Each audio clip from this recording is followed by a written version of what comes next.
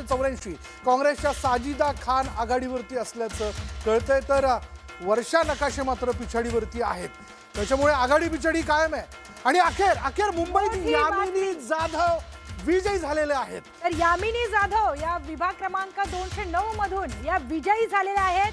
5536 मतांनी यामिनी जाधव यांचा विजय झालेला आहे. माजी स्थायी समिती अध्यक्ष यशवंत जाधव यांच्या त्या पत्नी आहेत. तर आणखी एक ब्रेकिंग न्यूज पुण्यातून येते. पुण्यात राष्ट्रवादीचे सुभाष जगताप पराभूत झालेले आहेत. पुण्यात शरद पवारांच्या राष्ट्रवादीला मोठा धक्का बसलेला. अपेक्षित होतं की दोन्ही राष्ट्रवादी एकत्रित येऊन जनतेचा कौल त्यांना मिळेल आणि सत्तेचा आकडा ते गाठू शकतील, पण तसं काही या ठिकाणी होताना मात्र दिसत नाहीये.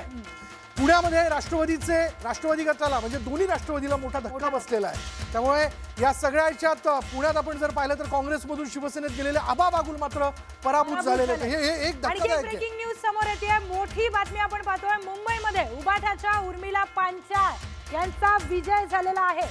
पण जर या सगळ्याच्यात महायुती सत्तेच्या दिशेने वाटचाल करते, बघूयात नेमकं काय घडते, कारण शेवटपर्यंत ही काटेकी टक्कर जी ती होत राहणार आहे. भाजपच्या आणखीन एक महत्त्वाची बातमी येते. मुंबईत उबाटाच्या उर्मिला पांचाळांचा विजय झालेला आहे. त्यांनी भाजपच्या कुठल्या उमेदवाराचा पराभव केला ते देखील आपण भाजपचे संदीप पानसाडेंचा त्यांनी पराभव केलेला आहे. भाजपचे उमेदवार तिथे पराभूत झालेत आणि तिथे शिवसेना उबाठाच्या उर्मिला पांचाळ यांचा विजय झालेला आहे. त्याच्यामुळे पुन्हा एकदा सर ठाकरे ब्रँड त्यांनी तिथे सिद्ध केलाय. नाशिककडे जाऊयात. पुन्हा एकदा नाशिक, आमचं नाशिक असं जर आम्ही म्हणलं तर नाशिकमध्ये आपण पाहिलं तर भाजप 27, शिवसेना 11, राष्ट्रवादी 3, काँग्रेस 4, मनसे 2 आणि इतरांमध्ये शिवसेना उबाठा 2. त्यामुळे नाशिकमध्ये सत्तेचा आकडा जो आहे तो जर आपण लक्षात घेतला एकूण म्हणजे बहुमताचा आकडा जो तो 62 आहे. त्याच्यामुळे आकड्यापर्यंत नेमकं कोण पोहोचते बघणं फार महत्त्वाचं ठरेल. अगदी महत्त्वाचं आहे. नाशिकमध्ये खरं तर आता अकोलामध्ये आपण जाऊया. अकोलामध्ये भाजपचे 35 उमेदवार आघाडीवर, शिवसेना 4 जागांवर आघाडीवर, राष्ट्रवादी देखील 4 जागांवर आघाडीवर आहे. तर अकोल्यामध्ये काँग्रेस आपण बघतोय 10 जागांवर आघाडीवर आहे. त्याचबरोबर शिवसेना युबीटी 9 जागांवर.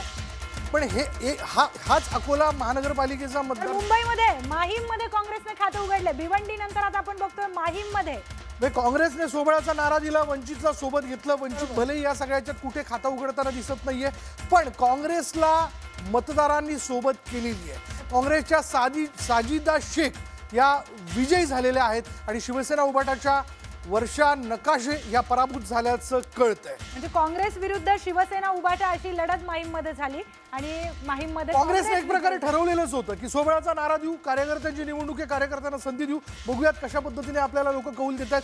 पण काँग्रेस खातं उघडताना दिसते.